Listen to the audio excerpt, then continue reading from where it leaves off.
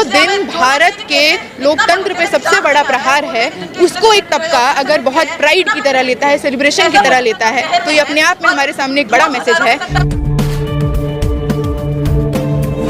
और जब वो हिंदुओं की बात करते हैं तो ये जान लेना बहुत ज़रूरी है कि उसमें दलित, आदिवासियों, महिलाओं, अल्पसंख्यक समुदाय की कोई जगह नहीं होगी। वो चाहते हैं कि एक पुरुष प्रधान अपर कास्ट का देश हो, हिंदुओं का देश हो, और इसमें किसी भी और माइनॉरिटी को कोई जगह नहीं होगी। और बिल्कुल लड़ाई बहुत कठिन है, और जिस तरह के हमले बढ़ते जा रहे हैं, जिस तरह से हर एक इंस्टीट्यूशन आज सरकार के साथ है, हर एक मीडिया से लेकर जुडिशरी से लेकर तमाम जो किसी भी पीपल्स मूवमेंट के लिए ज़रूरी होते हैं, उनकी बात को एम्पलीफाई करने के लिए वो तमाम स्तंभ आज सरकार के पास हैं। पर हम याद दिलाना चाहते हैं ये वही देश है जो 100 साल की अंग्रेज़ों की गुलामी से आज़ाद हुई। तो ये वापस से एक आज़ादी की लड़ाई है, और वापस से तमाम समुदाय, महिलाएं, अल्पसंख्यक, स्टूडेंट, शिक्षक, मजदूर, जब सब साथ आ जाएंगे तो वापस से उस लड़ाई को हम लोग जरूर जीतेंगे। सदन में चर्चा नहीं हो पा रही है, चाहे संबल मुद्दा हो, चाहे अडानी का मुद्दा हो, जार्ज सोरोस का मुद्दा आया, अब उसके बाद अविश्वास प्रस्ताव ला रहा विपक्ष, क्या कहेंगे उपराष्ट्रपति के खिलाफ अविश्वास प्रस्ताव? सर बिल्कुल ये सब हो रहा है, पर बावजूद इसके हम देखते हैं कि किस तरह से ऑपोजिशन एटलीस्ट एक जगह बनाते हुए,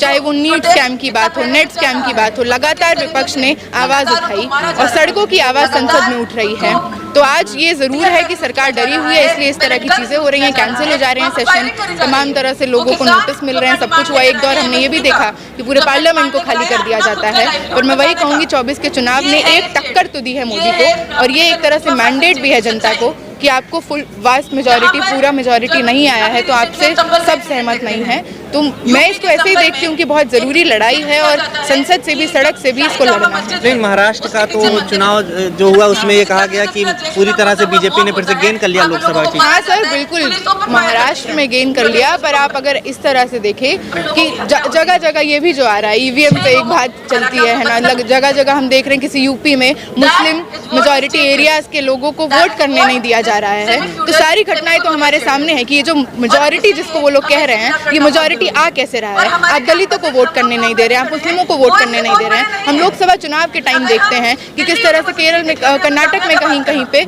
ये होता है कि मुस्लिम महिलाओं का वोटर कार्ड चेक किया जा रहा है और उनको वापस भेज दिया जा रहा है। तो आज जिस तरह से खुलेआम बेईमानी, खुलेआम चोरी हो रही है, तो ये बात स्पष्ट है कि भाजपा जिस तरह से मेजॉरिटी लेके भी आ रही है, वो बहुत ट्रांसपेरेंसी नहीं है, उसमें कोई सच्चाई नहीं है। हम तो देख रहे हैं कि अभी बीते दिनों बाबरी के डिमोलिशन को, उसका